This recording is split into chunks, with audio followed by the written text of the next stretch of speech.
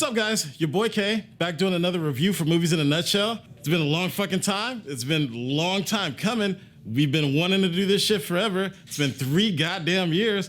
We're finally getting to do review for New Mutants.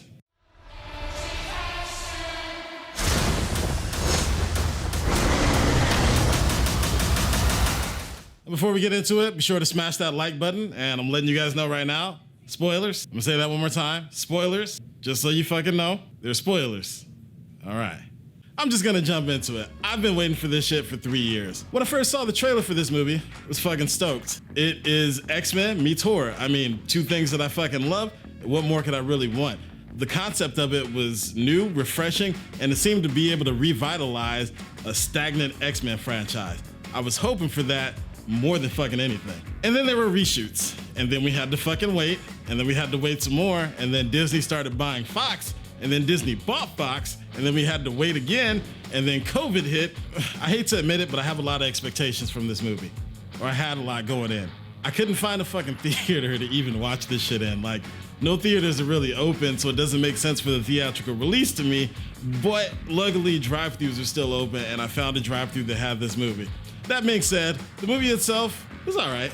I mean, it wasn't the worst X-Men movie we had, i.e. Dark Phoenix, i.e. Age of Apocalypse, i.e. Last Stand, i.e. every fucking X-Men movie that I've ever fucking seen, pretty much. This one wasn't the worst. Flew right down the middle for some parts. The horror aspect really chugged along nicely at the beginning, but by the end, you just learned it's Danny Moonstar's powers going crazy, and it kind of falters after that. I feel like they had so much opportunity to make it better with the continuation of what is clearly Mr. Sinister in the X-Men universe. First noted showing up in Deadpool 2 with the Essex Orphanage House. Now the Essex Institute is where these young mutants are being held. It's fucking Mr. Sinister. You can do some scary shit with that.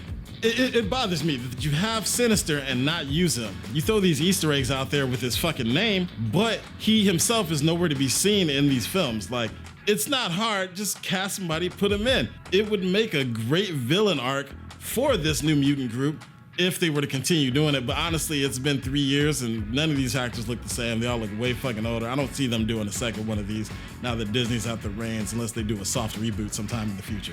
Just to give you an idea of where it goes in the X-Men movie hierarchy, this would be, I'd say 6th. It goes Deadpool 1 and 2, Logan, X2, First Class, and then New Mutants right in there. It's right in the fucking middle, you know? It's better than Days of Future Past and Age of Apocalypse and Dark Phoenix and X3 and X1, but not by much, you know? Those movies weren't all inherently extremely terrible. Oh, yes, they fucking were. I was fucking my line too. No, they were pretty bad. I just don't want to piss off Fox or Disney because, you know, one day they might be like, hey, Kaleem, we want you to make an X-Men character. And I'll be like, you know what? I would love to. And they were like, wait, whoa. What's these videos you bad-mouthing our shit? It's like, fam. But it was Fox technically, not Disney. Fox don't exist anymore.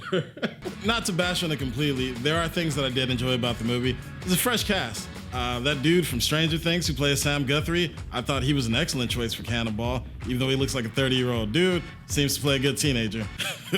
I'm not wrong, right? Like, he's got an old face, but he always plays teenagers. That's not his problem. That's not his fault, you know? He's getting that money. Sunspot could have been better.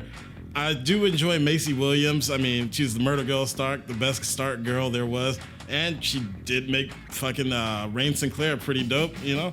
Everything else sort of falls to the wayside. Danny Moonstar she's more like sad than I'm used to seeing her in the comics and just worried about the future and shit. Rain Sinclair, aka Wolfsbane, was dope, played by Maisie Williams. Every other character there was all right, you know? I love Robert DaCosta Sunspot. I didn't like how they made Sunspot look, but seemed very Sunspotish to me from the comics. Other than that, not too much, you know, story-wise. There's not a lot of meat on these bones here. In my opinion, the movie sort of fizzled out in a way, especially like I said with the whole horror aspect of it. They've been getting chased by these things, or while they're locked in this institute, their worst nightmares come to life and shit. At the end, you find out it's Danny Moonstar's powers going crazy, and she summons like a giant demon bear while she's asleep, and they all try to fight against it. But in the end, she defeats it, but not really, by telling it that it's okay, it doesn't need to protect her anymore. Even though I'm pretty sure this is what killed her father and her whole tribe in the beginning of the movie. It's kind of a softball ending, you know? Now it's time to rate this bitch, not by X-Men movie hierarchy standards, but by the movie in a nutshell standards. And as you know, we have awesome must-watch, damn fine movie, good dumb fun, watch when you're bored, and avoid at all costs.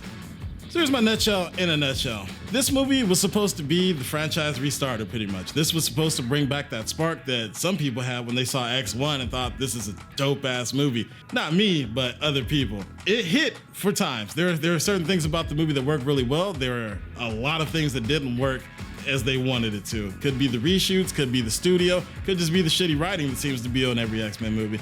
I don't fucking know. All in all, this movie was right down the middle, and it's kind of hard to place it for me, but I will say that it was slightly good dumb fun. So I'm giving this 3 out of 5.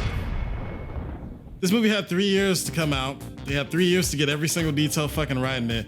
And in the credits, they fucked up my man Bob McLeod's name, co-creator of the New Mutants, who was not too happy with the film himself. That just goes to show you the care and love that Fox gave to the entirety of the X-Men series. As always, be sure to like, share, and subscribe if you guys seen the movie, or if you have any questions, or if you disagree with my not even controversial views on how shitty X-Men movies are. Be sure to let me know down in the comments below. Love to hear from you guys. As always, it's me, your boy K, and I'll see you guys for the next one.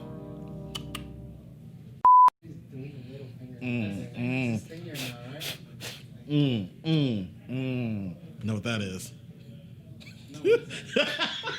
That's the vagina, and that's me moistening the vagina. Just vagina. Regina. Regina? The whispering eye.